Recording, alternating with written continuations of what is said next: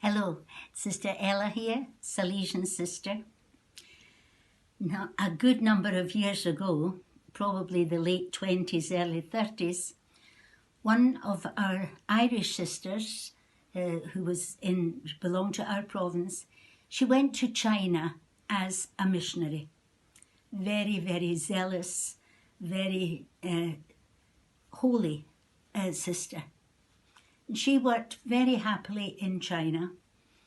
And then I don't know if you realise, but Japan and China were at war even before the Second World War began. It began for us in 1939, but the Japanese and the Chinese had been fighting for a long time before that. The Japanese were actually in charge in some parts of China. So Sister Catherine, that was her name, she lived through that. And then, of course, right through the Second World War. And when that ended for us in 1945, the trouble didn't end in China, because the communists, Chinese communists, who were very, very atheistic and against the church, they began to come down from the north. Sister Catherine by this time was in charge of our house in Shanghai. She had a lot of young Chinese sisters, and in order to get them to safety, she was sending them down to Hong Kong, which was a British protectorate.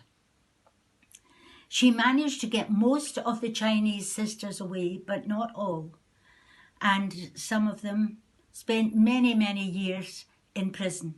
I had the honour of meeting one of them who spent 34 years in slave labour. So we're talking here about heroes and heroines, people who understood their Catholic faith and were ready to give their lives for it. The Bishop of Shanghai was Bishop Michael. He was taken into custody. We don't know, but probably tortured.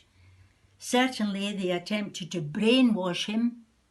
They wanted him to speak in front of all the people in praise of communism, denial of God, of the church, and they thought they had won, because Bishop Michael said he would make a public confession.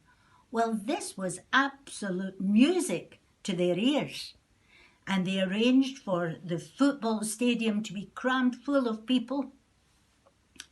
And the car drove up.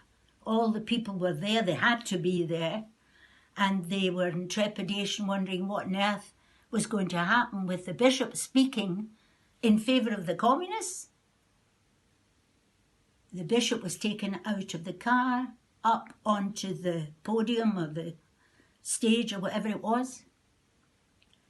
His hands were released from their shackles, and he called out in the loudest voice he could manage, "Long live Christ the King." And the people responded. This Sunday is the feast of Christ the King.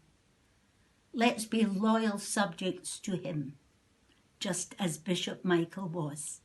Long live Christ the King.